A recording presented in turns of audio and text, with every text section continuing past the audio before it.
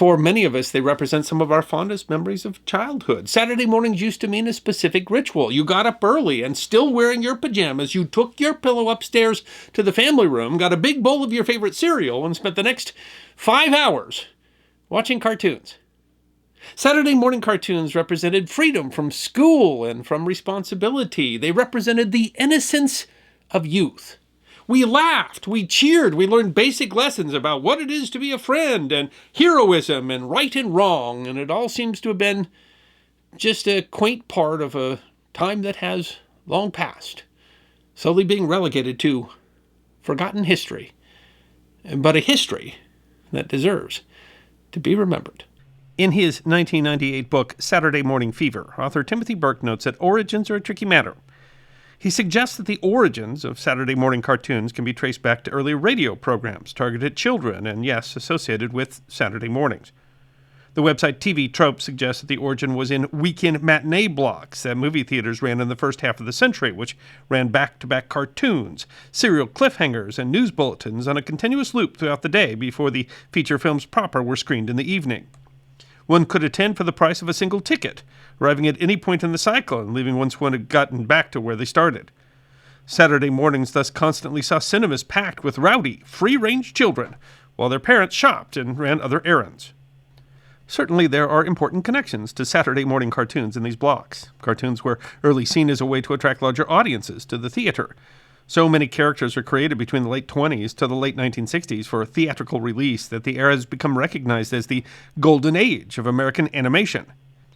Many cartoons, originally created for theatrical release, although often sanitized for younger viewers, were made during this period and later repurposed for Saturday morning shows.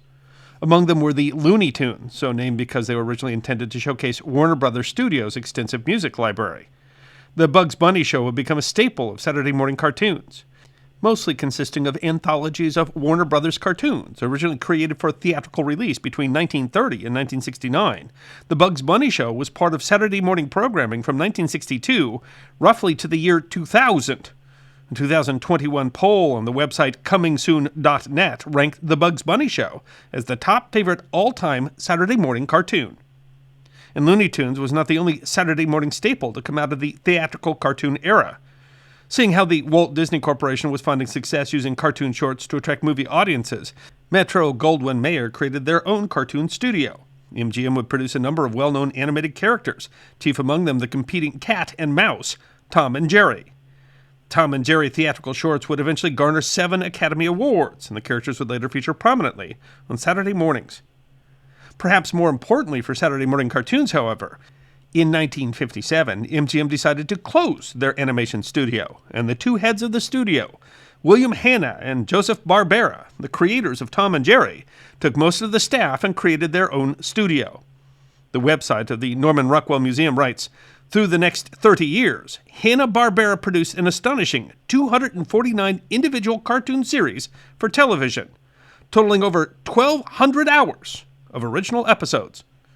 Those included some of the staples of Saturday mornings through the years: Yogi Bear, The Flintstones, Scooby-Doo, The Smurfs, and so many others, including adaptations of DC comic heroes in shows including Super Friends."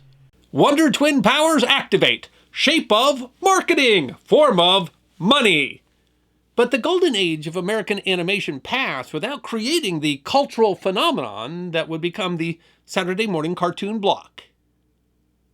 Another suggestion is that the origin of the Saturday morning cartoon was Crusader Rabbit, the first cartoon made for television. Encyclopedia.com explains, in 1949, producer Jerry Fairbanks sold NBC on the idea of a new series of cartoons, developed especially for television. His product was a low-budget project titled Crusader Rabbit, created by Jay Ward and Alex Anderson. This simply animated series followed the adventures of an intrepid rabbit and his tiger sidekick. I don't recall anything special about Saturday morning at that point except that the networks had some vague idea that they wanted programs for kids, Fairbanks said. Still, the encyclopedia writes, Crusader Rabbit failed to trigger a deluge of morning cartoons, and Burke writes that the ritualistic experience of watching television, mostly cheaply animated cartoons from dawn to noon on Saturdays, didn't mature until its familiar shape until the mid-1960s. For example, Ward and Anderson collaborated on another show, perhaps more familiar to many in the audience, originally called Rocky and His Friends, which garnered good ratings when it began airing in 1959, but aired not on Saturdays, but late Tuesday and Thursday afternoons at 5:30. The show, which would become better known under the name Rocky and Bullwinkle and Friends, was then shown on Sundays, and it didn't appear on Saturdays until 1981, when it was shown as syndicated reruns. Likewise, Hanna-Barbera's The Flintstones and Warner Brothers' The Bugs Bunny Show originally aired not on Saturday afternoons, but in evening primetime slots. The Flintstones originally premiered in September 1960 and aired on ABC at 8:30 p.m. Eastern. The first animated show to air on prime time, the show had a more mature following than you might recall, being, for example, the first U.S. animated show to portray two people of the opposite sex sleeping in the same bed. And the original sponsor of the show was Winston Cigarettes. While primetime cartoons were finding success, Saturday mornings were not yet what they would become, Burke writes. In fact, Saturday mornings in the late 50s were relatively deserted. Only about a quarter of the total network programming for children could be found on Saturdays in 1958, as compared with over 50% a decade later. But the primetime cartoons were significant, not just in demonstrating that television cartoons could attract an audience, but also by developing new methods of making animation less expensive. Encyclopedia.com writes that in order to feed into the huge time and work demands required to develop a half hour of animation every week, Hanna-Barbera, Ward, and other early television cartoon pioneers developed a wide array of cost-cutting and corner-cutting techniques. In addition to simplifying the animation process, a reduction in quality, although the encyclopedia notes in some cases sharp writing made up for the deficiencies in animation, there were further incentives. The Saturday Evening Post notes TV networks were finding that animation was not only cheaper to produce than live-action shows, but it was also more profitable. They could hire fewer voice actors, since many of them played multiple roles, and reruns allowed the cost of the initial investment to be spread out over a longer period of time. These changes justified the shift to large blocks of animated programming on Saturday mornings. Encyclopedia.com continues.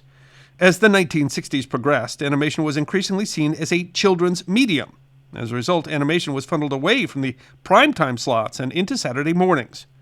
A 2021 edition of the Saturday Evening Post notes that when the Flintstones ended its primetime run in 1966, Hanna-Barbera began focusing its attention on the already popular Saturday morning time slot to grow its market, specifically towards children. Encyclopedia.com notes, 1966 marked an important turning point in the history of Saturday morning cartoons. It was the first year that all three major networks, ABC, CBS, and NBC, broadcast animation blocks on Saturday morning. The era of the Saturday morning cartoon had arrived. Millions of us know exactly what that meant. Brittany Vincent, writing on the website of Netflix, who was admittedly marketing a nostalgic set of classic cartoons shown on the on-demand service, explained in 2021. Picture this. It's Saturday morning and you're a regular kid. No school, no homework, and definitely no job, unless you count minding your rowdy siblings.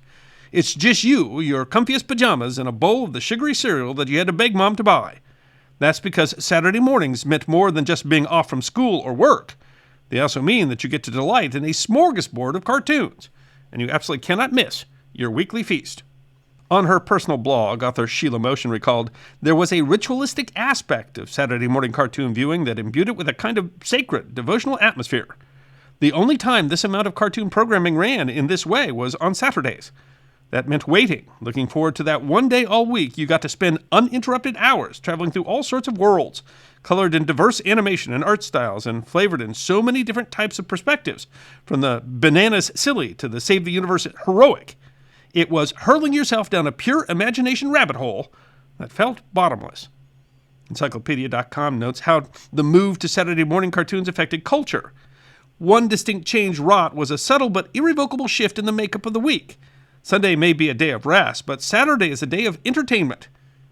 In a very real sense, Saturday became an unofficial holiday, an event manufactured by advertisers and programmers to take advantage of a captive audience home from school with little to do, except perhaps park themselves in front of a television set. By and large, parents didn't mind, offered them relief from the children in a form of an electronic pacifier.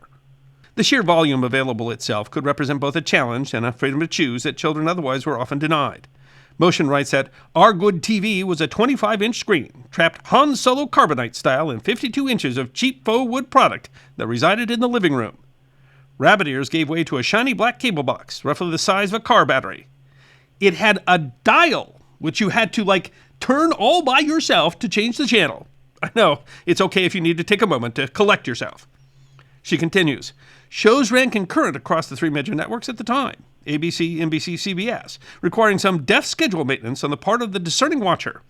In some cases, for me, it was an easy pick between shows like Transformers, pass, Teenage Mutant Ninja Turtles, acceptable, and He-Man and the Masters of the Universe, runner-up. Other blocks felt like some real Sophie's Choice moments. Smurfs, Snorks, Gummy Bears? Motion wasn't the only one making those decisions. The online Ultimate Pop Culture Wiki notes that in a time not so long ago, Saturday mornings were indicative of one and only one pastime for children watching cartoons. Throughout the 70s and 80s, the broadcast networks ABC, CBS, and NBC dominated the Saturday morning airwaves by inundating children with cartoons. Cartoons on these networks used to earn ratings of more than 20 million viewers. This offered a great deal of financial incentive. Author Gerald Ratey writes on the website Animation World Network in 2003, the greatest benefit to Saturday morning cartoons was their ability to create one venue for advertisers where they could reach 20 million viewers. If a toy company wanted to promote a novel product in the 80s, advertising on Saturday mornings was logical. The Saturday Evening Post notes that the networks could run toy and cereal commercials during these shows, which would entice young viewers into begging their parents to buy these products for them. But that very motivation caused another shift. The Post continues. Parents and educators, however, were worried about how much time children were spending in front of their TV sets. Parents lobbying groups like Action for Children's Television began cropping up in the late 1960s, voicing concerns about cartoon violence, stereotypes, and the commercialization and antisocial behaviors associated with hours of sitting in front of the TV. While parents were unable to get a proposed ban on all direct advertising to children in 1978, the Post notes that the lobbying groups represented toy companies and the advertising and cereal industries struck a deal that encouraged children's programming to be balanced out with educational and informational content. This meant that along with the silliness of cartoons, children were getting educational programs as well, notably Schoolhouse Rock and The Bod Squad. Deregulation during the 1980s removed restrictions on advertising towards children, but networks responded by showing shows with direct media tie-ins. The Post writes shows like G.I. Joe, A Real American Hero, My Little Pony and Friends, The Transformers, He-Man, She-Ra, Princess of Power, Care Bears, and Jem and the Holograms were all created to sell toys, while cartoons based on Pac-Man, Dungeons & Dragons, and the Rubik's Cube were all about exposing children to games. The Real Ghostbusters, Rambo, The Force of Freedom, and Chuck Norris, Karate Commandos, among other shows, went even further by completing the trifecta of movie, cartoon, toy marketability. As a result, parent groups became even more involved, eventually successfully pressing regulation that would contribute to the downfall of the Saturday morning cartoon. Notably, the 1990 Children's Television Act directly limited the amount of advertising that was allowed during children's programming, and further regulations in 1996 and 2004 placed more strict rules around the requirement to produce children's educational programming. These regulations drastically affected the Saturday morning ritual. Author Jamie Logie wrote on the website Better Marketing in 2020, in the 90s, more educational program was required, and kids tended to take a hard pass on that. By 1995, the FCC demanded that networks air 3 hours of educational kids programming per week, along with all the other restrictions on cartoons and marketing. The networks were getting fed up. By 1997, there were so many requirements in place regarding children's programming that many networks just said, screw it. Brittany Vincent observes that this decline came along with other changes in culture. Unfortunately, the era wasn't going to last, at least not in its traditional form. The decline of Saturday morning cartoons began in the early 1990s, when parents became less and less thrilled that weekends had turned into what they deemed hours of glorified toy commercials. And as children grew up and the landscape of entertainment changed, so too did the way children played, as well as the things they played with. And when the internet showed up, young people migrated to another screen to spend their time with. The Ultimate Pop Culture Wiki explains the genre's popularity had a broad peak from the late 1960s through the early 1990s. After this point, it declined in the face of changing cultural norms, increased competition from formats available at all times, and heavier regulations. The wiki even notes that the shift was easy for networks. Linda Saminsky, vice president of original programming at Cartoon Network, feels that children's television was never the strength of broadcasters to begin with.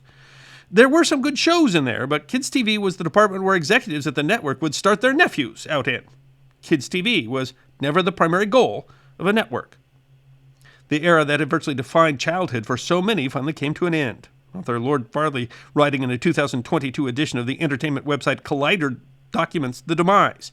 Crawling into the 2000s, Saturday mornings were now populated with repurposed reruns from cable networks or cheap cartoons brought in from other countries. Soon networks began pulling animated shows off the Saturday morning lineup altogether and replacing them with live-action series that met the educational mandates of the government. The Saturday morning ritual was officially declared dead when the CW network aired the last of the Vortex animated lineup on September 27th, 2014. While there are vestiges of the old days, it is not, nor will it likely ever be, the same. Gerald Rady writes, "The final question remains. Will cartoons ever return to the Saturday mornings to the same degree that they existed during the 70s and 80s? The answer is no. The reason for this is the same reason why people no longer watch silent movies or black and white TVs or primetime sitcoms where married couples sleep in separate beds. Once things evolve, they seldom return to their simpler forms. Saturday morning cartoons were a phenomenon that now resides in the history books." And maybe the demise of Saturday morning cartoons was a good thing, given that the shows that we think of so nostalgically today really were just venues to sell us toys and sugared cereals. But it sure feels like it was more than that. Brittany Vincent concludes, "Cynics may say that this was a time when cartoons were meant to sell something, but ultimately what made this era of popular culture so special wasn't the products or the sugary cereals that came with so many viewings. The allure of Saturday morning cartoons was about being young, letting yourself laugh helplessly at something silly or getting caught up in epic adventures or transformative tales. And it sure feels as if something was lost." Author Aaron Meddy summed up what many of us feel in a 2013 edition of Philadelphia Magazine. He says, "I know it's a back in the day or walk both way uphill sort of thing to say, but I feel that kids today are being robbed of a magical experience." I hope you enjoyed this episode of The History Guy. Check out our community on thehistoryguyguild.locals.com, our webpage at thehistoryguy.com, and our merchandise at teespring.com, or book a special message from The History Guy on Cameo. And if you'd like more episodes on forgotten history, all you have to do is subscribe.